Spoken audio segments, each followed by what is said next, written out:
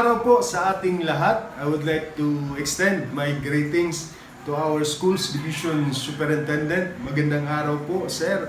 And of course to our Assistant Schools Division Superintendent who serve as a chairman of the Formal Investigation Committee. And to the other participants, magandang araw din po sa inyo. To our education program supervisors and all other participants. I would like to extend especially my greetings to your legal officers and the legal officer designate. Magandang araw po sa inyo. I will be your discussant for this topic. I am Atty.Risty Adarayan, the legal officer of DepEd Northern Samar Division. Well, I would like to also take this opportunity to invite you to subscribe to my YouTube channel, Guro, Batas at Ang Bayan. So ako po ay mayroong 18,000 subscribers. And actually, we have also conducted the same activity, and the role play that we have made was uploaded to the YouTube channel that I have.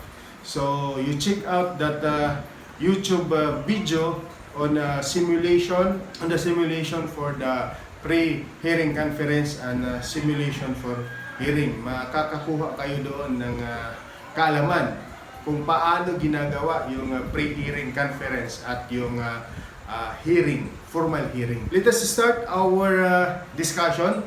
Pointers in the conduct of the formal investigation. But of course, before we start our formal investigation, first you have to make your preparation. And the preparation includes the reading of the case. Dapat alam mo kung sino ang complainant, kung sino ang inirereklamo, at kung ano ba yung nangyari sa kaso. Before you sit in a hearing, dapat alam mo kung ano yung pinagtatalunan sa kaso na inyong didingkin. And you have also to prepare the venue or the sitting for the formal investigation. Sa aming division, gumagawa kami ng mga name tag, nakasulat doon yung mga pangalan, members of the formal investigation committee, as well as yung respondents, meron ding nakasulat doon, and a place for complainant, meron ding nakasulat para hindi magkalituhan kung saan sila mapipwesto during the formal investigation. Let us start. The activity is started with the greetings. So sa formal investigation, pagkaupo ng mga formal investigation committee, members ng formal investigation committee, especially the chairman, he or she will say good morning, good afternoon. Then after that, she will rap the gavel. Kung mayroon kayong gavel, mas maganda, mas formal yun. Sasabihin ng chairman, hold the case. Then the secretariat will read the title of the case. For example, Mr. X versus Mrs. Y. Administrative case number 2020-001 for disgraceful and immoral conduct for pre-hearing conference. After reading the title of the case, the chairman will now introduce the members of the committee. So sasabihin ng chair na good morning, good afternoon. I am the chair of this formal investigation committee. To my right is the education program supervisor or supervisor, Dr. So-and-so. To my left is the President of Teachers Association or the President of School Heads Association.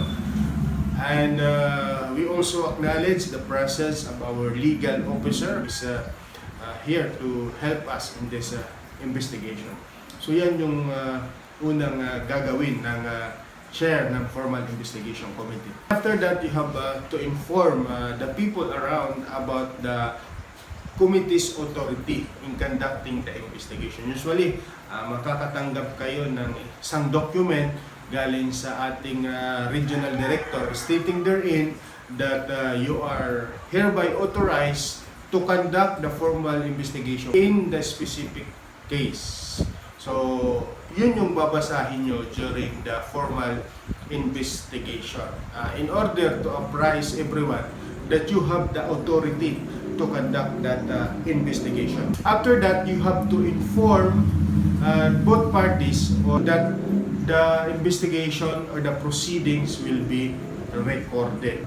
As much as possible, you have to appoint your stenographer or secretariat to record all the events that transpired during that formal investigation. Kami ang ginagawa namin, bumili kami ng recorder. Hindi ma-catch up o mahabol ng aming sekretary yung pinagsasabi during the investigation. So at least meron kaming backup that we can play kung meron tayong audio recorder. So after that, you have to ask for the appearance of the lawyer. So the chairman will say, appearances please. Then the lawyer of the complainant will say, good morning, Your Honor, good afternoon, Your Honor. I am attorney so-and-so appearing as the counsel of the complainant. Counsel of the respondent will also introduce or himself. Good morning, good afternoon, Your Honors. I am attorney so-and-so appearing as counsel for the respondent. Let us remember that the right to a lawyer is not indispensable as long as the parties has been informed of the right to avail such services. If he appears without counsel, it shall be a deemed waiver and the hearing shall proceed. So mayroong mga pagkakataon na complainant o kaya yung respondent, they choose not to engage the services of a counsel. Well, it's their right. It's not really necessary that a party have a lawyer. But as much as possible, being a member of the formal investigation committee, you have to apprise the party if he or she appears without a lawyer. You have to apprise him or her of the consequences of having no lawyer at his or her side. An layman might not understand what is happening during the formal investigation. So he or she really needs a lawyer at his side to explain what is going on and also to come to his aid whenever necessary. After the appearances of the lawyer, the chairman may ask to introduce the parties themselves. So the chairman may say, where is the complainant? And the complainant may introduce himself or herself. And the chairman can also ask for the introduction of the presence of the respondent. And the respondent will also introduce herself or himself. Then after the appearances of the lawyers and the introduction of the parties, the chairman may say any manifestation before we start our formal investigation. So it is necessary that the chairman may ask for any manifestation before the start of any investigation, because the committee might not know if there are move for amicable settlement between the parties.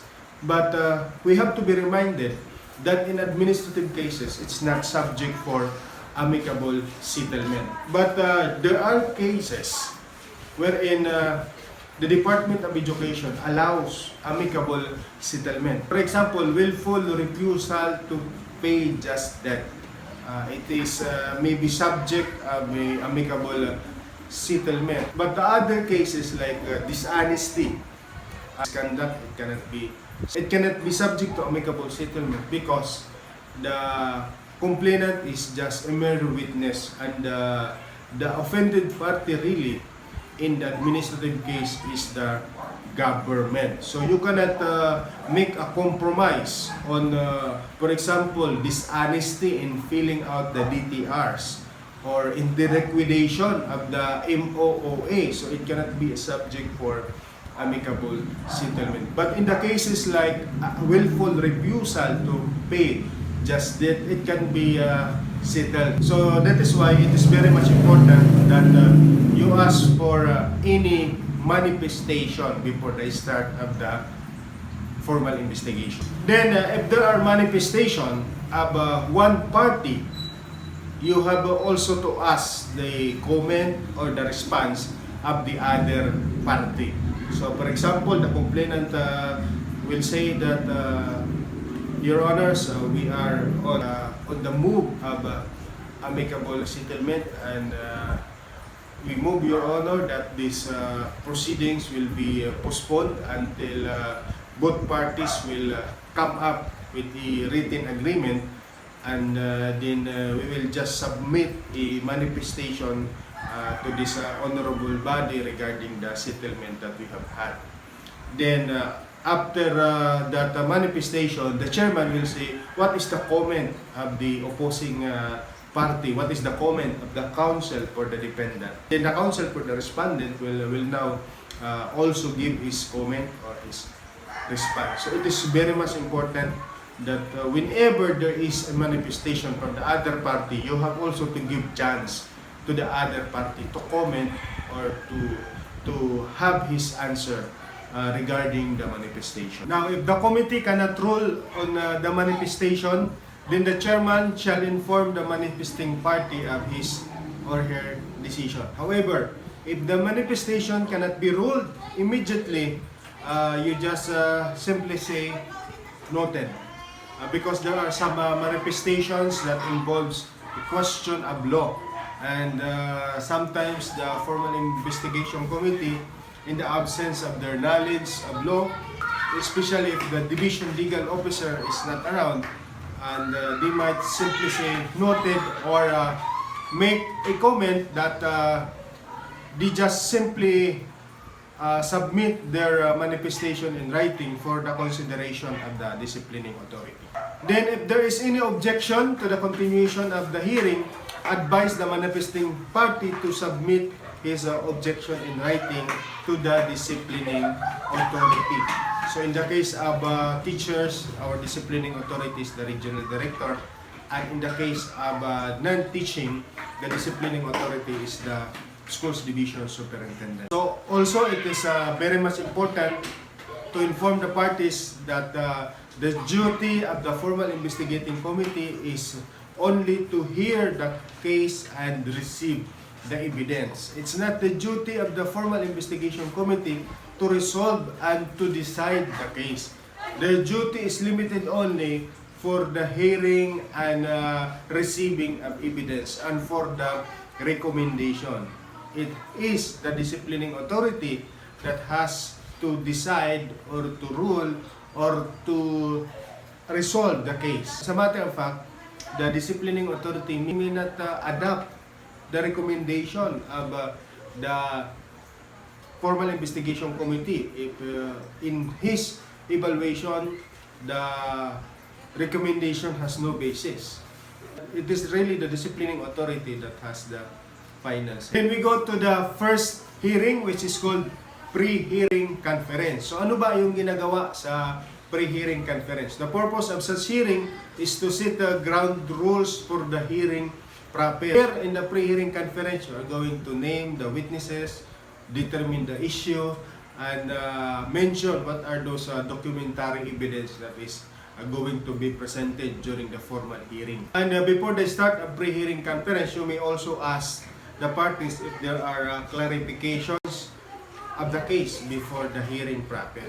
Then let us be reminded that all agreements in the pre-hearing shall be carried over to the hearing. So ang ibig sabihin niyan, kung sino lang yung mga witnesses na nabanggit doon sa pre-hearing conference, siya lang ang ipipresent during the hearing. Hindi po maaari na bigla na lang naisip ng abogado ng isang partido o bigla na lang naisip ng complainant na ang isang tao pala ay maaaring magtestigo at hindi niya nabanggit during the pre-hearing conference, at during the hearing, prinisinta niya yung taong ito.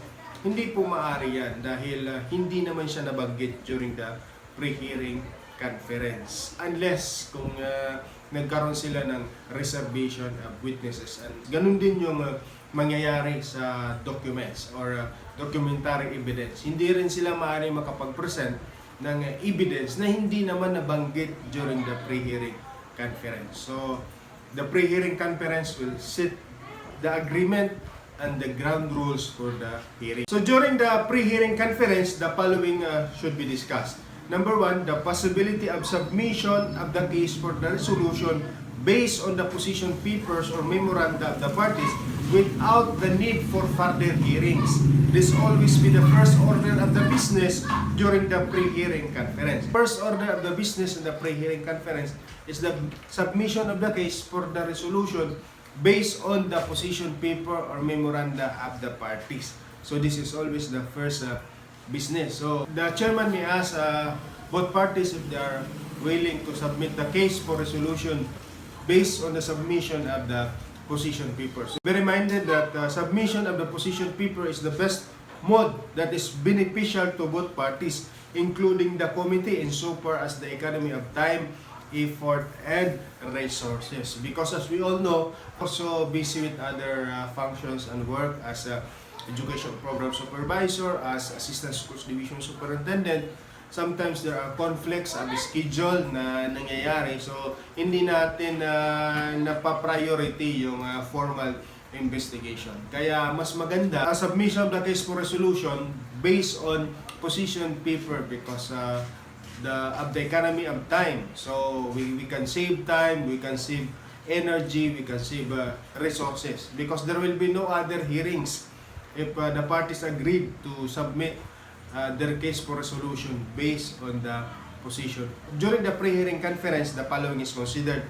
Number one is the stipulation of facts or allowing the parties to propose agreement to the case so that the issues and the facts proven are limited. So, for example, sasabihin ng counsel of the complainant, will the respondent admit through counsel that the complainant is legally married to Mrs. Y? Sasabihin naman ng counsel of the respondent admitted o kaya denied. Tapos yung respondent naman ang magsasabi, well, the complainant admit through counsel that this, that, and that. Ganyan yung mangyayari during the stipulations of facts. Next is the simplification of issue or the identification of issues of the case. Usually, the chairman may state the issue of the case and allow the parties to comment to it. It is important that the issue or the issues of the case recorded because there is no other issue or issues to be discussed after the agreement. The issue is usually contained in the allegations, in the formal charge, and in administrative offense being charged. So, there are no other issues to be discussed if there are issues that are already determined. So, yung pagdinig magiging limited lang with that issue. So, if there are evidence presented not relevant to the issue, it can be objected. So, hindi yan maaring isali sa hearing because it's not relevant to the issue. Kaya, mahalaga rin yung simplification of issue. Maring sabihin ng complainant, Your Honor, for the complainant, our issue is whether or not the respondent can be held administratively liable for disgraceful and immoral conduct. Then the respondent's counsel may say that we adapt to Your Honor the same issue as far as the respondent is concerned. Also, after the simplification of issues, the chairman may also say what are the documentary evidence or the object evidence that is to be presented by the complainant. Then the complainant will say, Your Honor, we are intending to present the following documents, the following object to prove the liability of the respondent. Then the respondent may say, Your Honor, we also intend to present the following documents and the following objects. Then after that is the waiver of objection to the admissibility of evidence. Or the chairperson may ask if there are any objection to the evidence of either party thus far. Because yung waiver of objection of admissibility of evidence because because under the rules, if we follow it strictly, either party cannot present any photocopy of the document. But in the administrative cases, party may present a photocopy of any document subject to the objection of the other party. So dito nga, halimbawa, nagpakita na ng marriage certificate. So Your Honor, we're intending to present the marriage certificate. It will be shown to the other party to confirm really if that is an original or photocopy or it is a certified true copy. And also with the other documents. So the chairman may say, are there any waiver to the admissibility of the evidence? Party or the council may say, Your Honor, so far we do not waive our objection to any evidence. Kasi pag mayroong waiver, ibig sabihin na hindi na siya makakapag-object whether the party may present a photocopy of the said document. Kaya mahalaga rin na sabihin nito if there are waiver or there are no waiver of objection. Then next item to be discussed in the pre-hearing conference is the limiting of number of witnesses and their names. So this is to ensure that the witnesses to be presented are relevant and not repetitious. If several witnesses will testify to more or less the same facts, the committee may consider only one of them. If the committee finds the testimony insignificant or irrelevant, it may exclude or ask the council to justify why such witness would be included. Yan, kailangan din yung identifying the names of the witnesses to be presented para hindi siya redundant lang yung testimony ng certain witness. Kapag redundant na or repetitious na yung kanyang testimony, the party may only choose one to testify on a certain fact. After that, the date of subsequent hearings to determine when the next hearing shall be or when is the deadline of the submission for the position paper as the case may be. Parties are amenable to agreed to submit a case for resolution based on position paper, then the committee shall determine the deadline for the submission of the position paper. And if the party agree to have a formal hearing, agree to the subsequent hearing. The absence of a party during pre-hearing conference may be excused only if a valid cause is shown. Therefore, so kailangan talaga ng presence ng party during the pre-hearing conference. If it's not valid, only one more chance can be given. However, if the party were duly notified and their absence is not reasonable, the committee may recommend the dismissal of the case if the complainant is absent, or order the complainant to proceed to submit his case ex parte if it is the respondent who is absent. So during the pre-hearing conference, if the complainant is absent and the respondent is around, the committee may dismiss the case for the lack of interest of the complainant. However, if there is a valid reason, the formal investigation committee cannot do that. So first, you have to determine what is the reason why the complainant is absent or why the respondent is absent.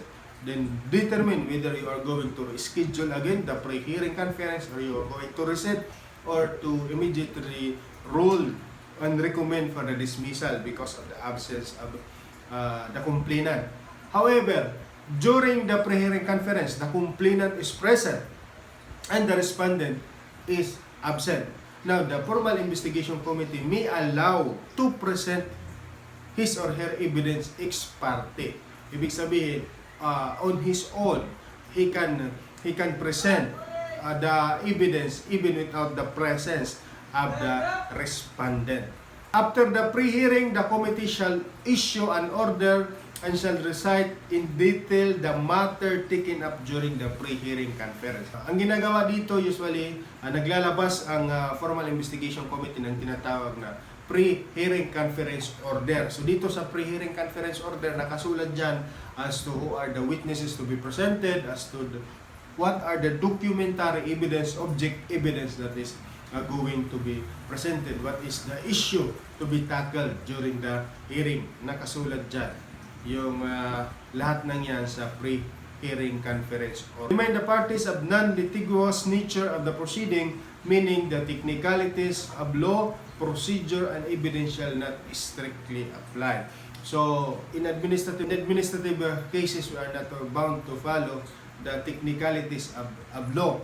Tip din sa mga formal investigation committee members, para mapadali ang inyong trabaho, you require the parties to submit pre-hearing brief So doon sa pre-hearing brief, naka-state na doon in writing as to their number of witnesses, as to the names of their witnesses, as to the issue, as to the documentary or object evidence to be presented. Nakasulat na lahat yon. So hindi na mahihirapan ang inyong secretariat na habulin kung ano ang pinagsasabi ng lawyer dahil in advance nakapag-submit na siya ng pre-hearing brief. So yun yung kahalagahan din ng submission of the pre-hearing brief. Then after going through the things to be discussed in the pre-hearing conference, the committee may order one or two things. Number one, direct the parties to submit their respective position papers. So mayroong definite timeline, deadline as to the submission of the position paper. Then direct the party to prepare their witnesses and their affidavits of presentation for the next hearing. If the parties agreed to have a formal hearing, then you are to direct the party to prepare their witnesses and to prepare their witnesses for the next hearing. Reminders, the chairman of the formal investigation committee shall schedule the date of the pre-hearing conference. So it is the prerogative of the chairman as to the schedule of the next hearing. Party shall be notified of the time, date, and the place of the pre-hearing conference. So it is important that the party shall receive the notice of the pre-hearing conference, because in the absence of that notice, it is an excusable neglect kasi hindi naman niya na-receive yung notice. And if the proceedings will continue, it will be a violation of the due process rule. So kailangan mayroong na-receive ng dalawa, both parties yung notice. The committee are required to attend the pre-hearing conference. The members of the committee are advised to read and study the records of the case prior to the scheduled date of pre-hearing conference. Yan, mahalaga yan para alam mo naman kung ano yung pinagtatalunan sa kaso na yan bago ka umupo during the hearing. Then the chairman of the committee shall preside the hearing conference and inform the parties if there is a quorum. If no quorum, the pre-hearing conference may be reset at the date to be agreed upon or decided by the members of the committee. The legal officer may be summoned to assist the committee at the pre-hearing conference, and it shall be the duty of the parties and their counsel, if any, to appear at the pre-hearing conference. So rin yan, if the party desired to hire services of a lawyer, that it is the duty of the counsel to attend during the pre-hearing conference. Note, failure of any or both party to appear at the scheduled pre-hearing conference is not necessarily cause for the dismissal of the case.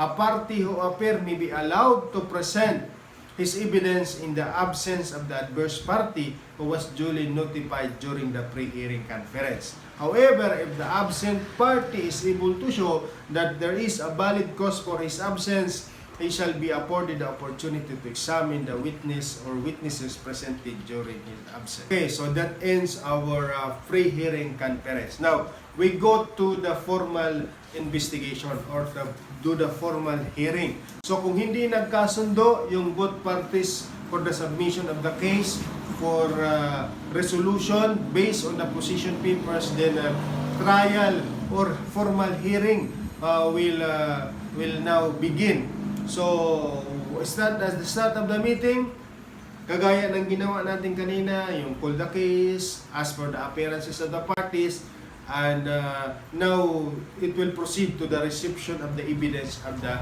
complainant.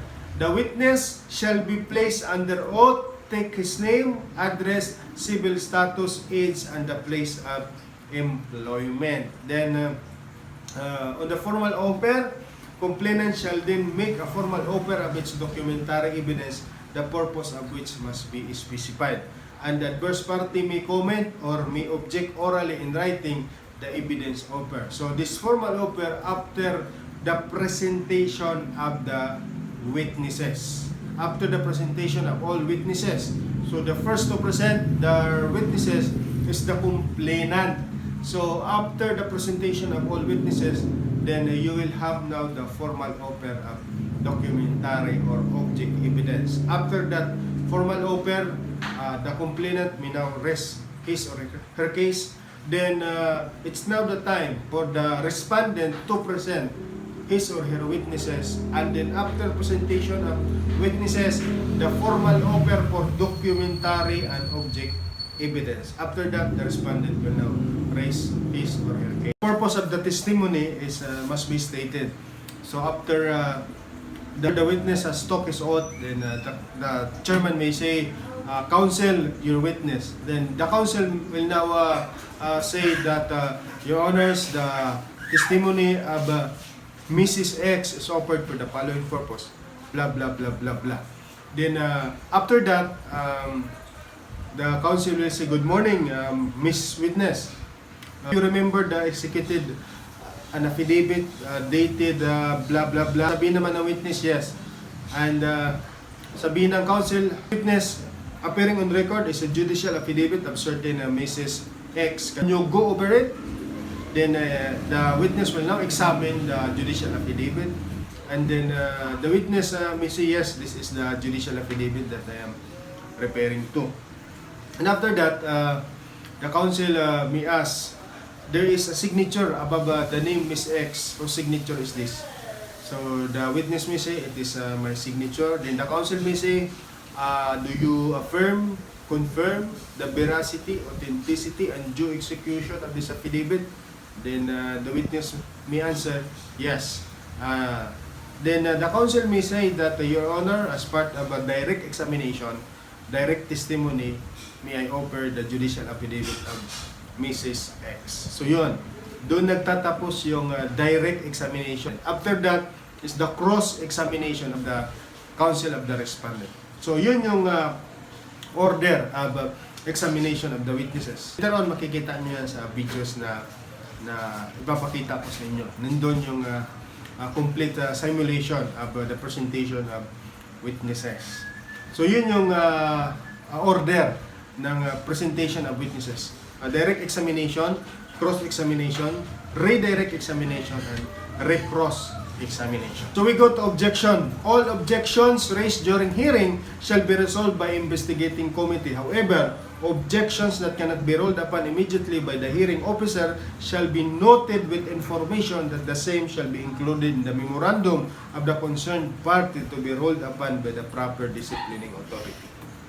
Then, on evaluation of evidence, the investigating committee shall accept all evidence deemed material and relevant to the case. In case of doubt, the committee shall allow the admission of evidence subject to the objection interposed against its admission. So all documentary evidence shall be marked properly by letters if presented by prosecution or private complainant. So sa private complainant, ang markings ng evidence, documentary evidence, are A, B, C, so on and so forth. Then for the respondent, it is Exhibit 1, 2, 3, so on and so forth. And subpoena power. Remember that the committee may issue a subpoena at testificandum to compel the attendance of the witnesses and subpoena those sticom for the production of evidence or things. Then, within 15 days after the conclusion of the formal investigation, a report containing narration of material facts established during investigation, the findings and the evidence supporting said findings, as well as the recommendation shall be submitted by the formal investigation committee with the disciplining authority. The complete record shall be attached to the report of the investigation. Preparation of report. The complete record shall systematically and chronologically arranged, paged, and securely bound to prevent loss. A table of contents shall be prepared. Whoever is in charge of the transmittal of a complete record shall be held responsible for any loss or suppression of the page thereof. Then remember the confidentiality of report. The formal investigation committee report shall not be given to the parties and shall serve only as a guide to the disciplining authority who may or may not adopt the same entirely or partially. So take note that any party cannot request for your recommendation to the disciplining authority because such report is only a guide to the disciplining authority. So sabi ni William Lloyd Garrison, that which is not just is not a law. So magandang araw po sa inyo. Panoorin natin yung simulation of the pre-hearing conference and on the formal hearing. If you have some questions, you have your legal officer designate to answer your question.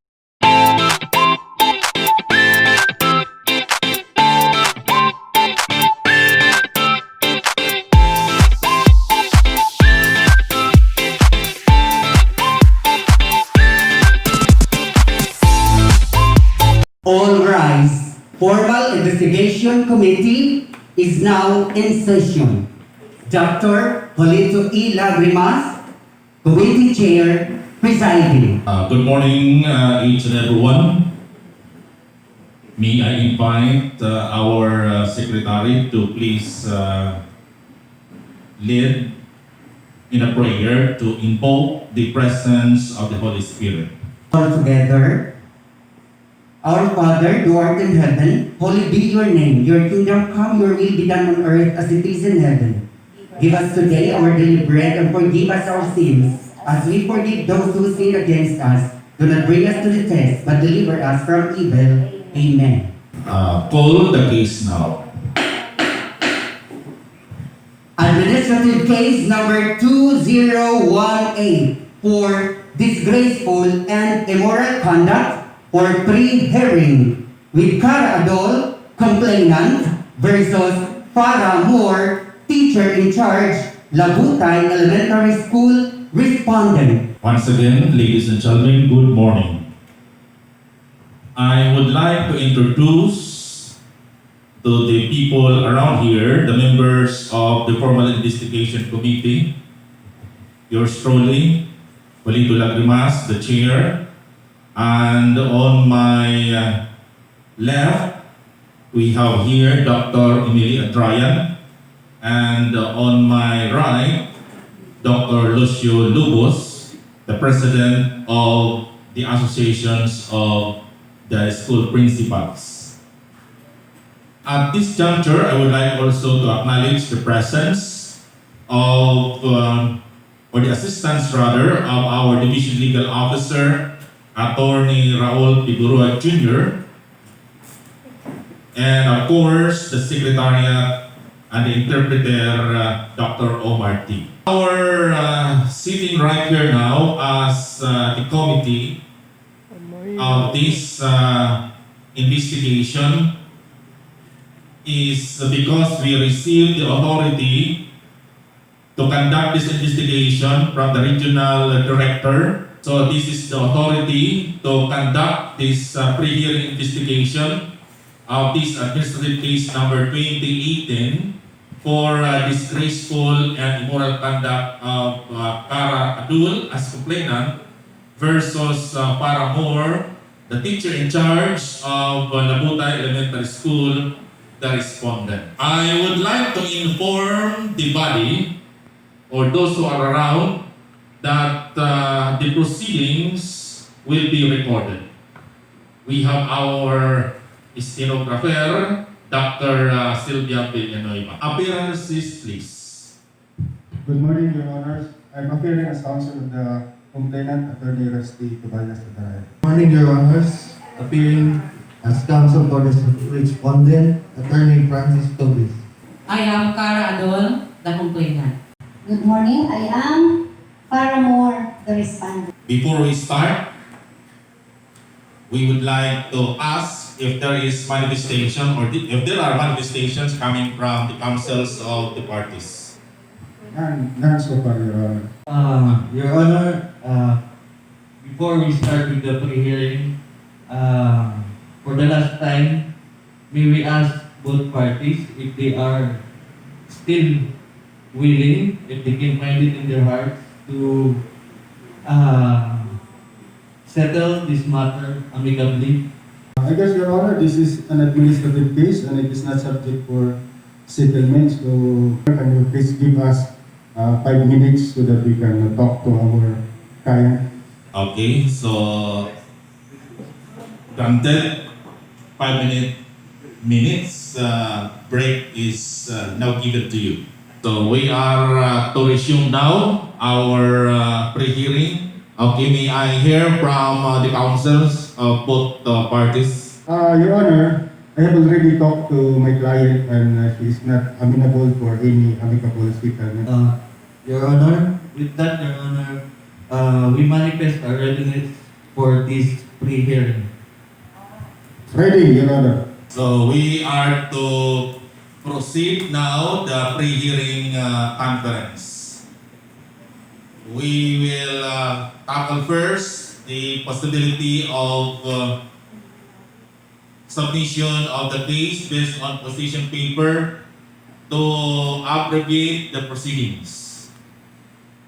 We reminder to both parties, if you agree to submit a position paper, then we will no longer have any hearings. This will be the last hearing and we will just give you the deadline, the submission of position paper. Then we will recommend to the regional director whatever our findings in this investigation. Then the regional director has the final say whether to adopt or disregard our recommendation. So what is now the pleasure of the complainant? Your Honor, as I talked to my client and she did not agree to submit this case to a position paper, she like to have a formal hearing wherein she can physically present her witnesses. Likewise, Your Honor, when I talk to my client, we would like this to proceed for full-blown trial, Your Honor. So since both of you agreed to have a formal hearing in this case, it will mean that we have to schedule more hearings for presentations of witnesses. Let us go to the stipulation of facts. What are the proposals for stipulations of the complainant? Will the respondent agree to the counsel that the complainant, Cara Adol, is legally married to Terry Adol? Admitted, Your Honor. Will the respondent through counsel will admit that the respondent is a permanent teacher of Labutay Elementary School? Likewise, Your Honor, admitted. Will the respondent admit through counsel that she has given birth to a child named Ina Amor? Yes, Your Honor, that is admitted. Next, will the respondent through counsel admit that she posted in Facebook account as cover photo the picture of the husband of the complainant, Terry Adol? Will the respondent through counsel admit that the respondent has cohabited with the husband of the respondent, Terry Adol? Denied, Your Honor. Will the respondent through counsel admit that Terry Adol is the father of the child of the respondent? Denied, Your Honor. That will be all, Your Honor, for the complainant. Noted stipulations of the complainant. Proceed now to the stipulations of facts for the respondent. For our proposal for admission of facts by the complainant, would the complainant through counsel admit that the complainant, Cara Adol and Terry Adol, are in a strange relationship and separated for almost 6 years? Denied, Your Honor.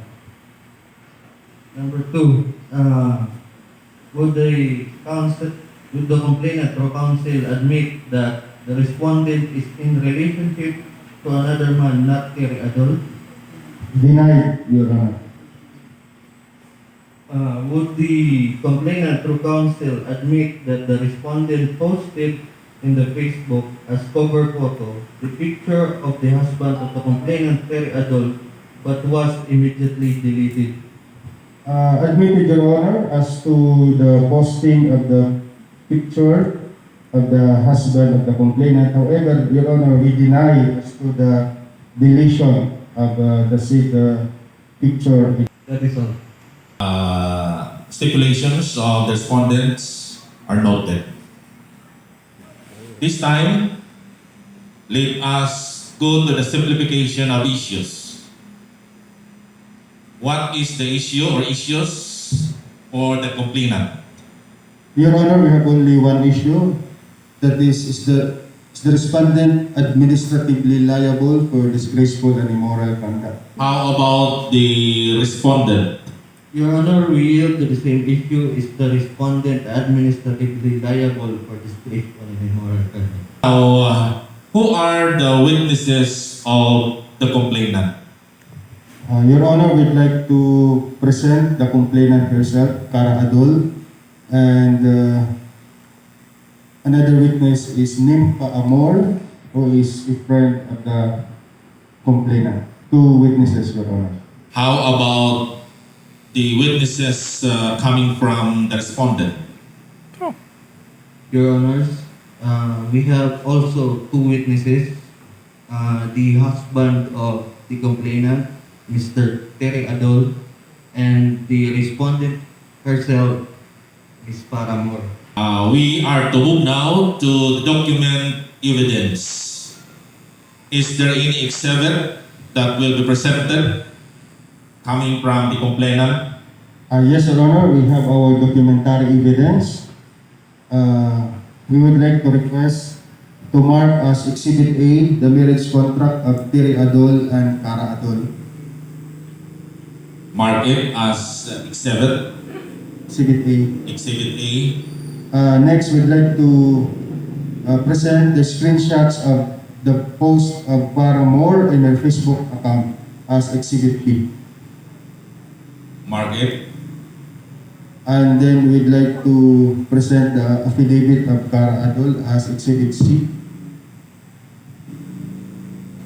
Mark it. And we'd like to present the affidavit of Nimpa Amor, her witness, as Exhibit D.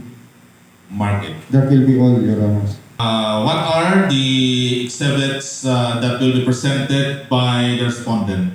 Is there any? Your Honor, we have two documentary evidences. We have first the affidavit of Mr. Terry Adol, which we would like to be marked as Exhibit 1. Mark it as exhibit 1. And second, Your Honor, the affidavit of Paramore. We would like it also to be marked as Exhibit 2. Mark it as exhibit number 2 or 2. That is all, Your Honor.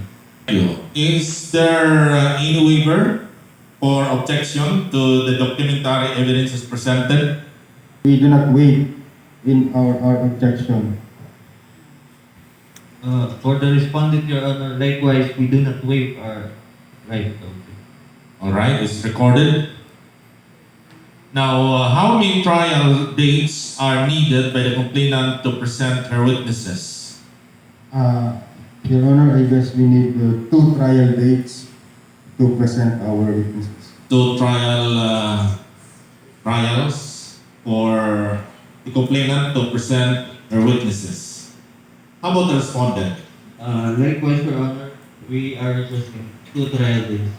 Likewise, 2 trial dates also for the it would be. So let us put into record that the dates which you are to agree when will be the hearings. Your Honor, I am available next week. So that is specifically 23 and 24, Your Honor. If you are available. But it is still subject to your schedule and to the schedule of the good counsel of the respondent. so how about you, respondent? Your Honor, I am vacant on that date, Your Honor. We yield to the schedule of the... Alright, so we are also free on that time. So we will schedule our next hearing on this case on November 23 and 24 to start at 8 o'clock in the morning. So are there any manifestations from both counsels? None. None, Your Honor. There being none, the hearing is adjourned until the next scheduled date. Thank you.